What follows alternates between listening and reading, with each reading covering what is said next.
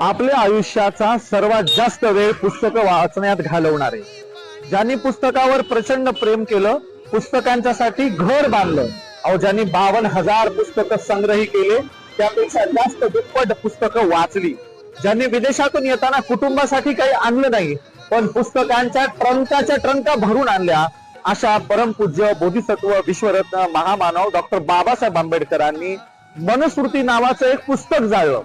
ते जाळताना त्यांच्या डोक्यामध्ये त्या पुस्तकाच्या बद्दलची किती चीड असेल, कारण पुस्तकावर प्रेम करणारा माणूस एक पुस्तक जाळतो म्हणजे पुस्तक त्या जाळण्याच्या किती लायकीत असेल.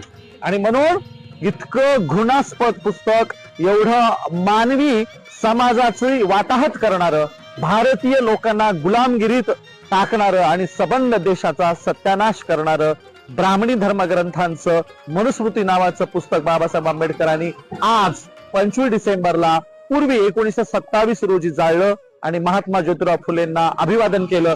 कारण फुले म्हणाले होते, मांग महारानींदा खावे नाही व्यथा, जाळा मनुग्रंथा एकदाची. या मनुस्मृती दहन दिनाच्या निमित्ताने मी बाबासाहेबांच्या विचारांना विनम्र अभिवादन करतो, त्यांच्या कार्याला अभिवादन करतो आणि मनुस्मृती दहन दिनाच्या शुभेच्छा देतो.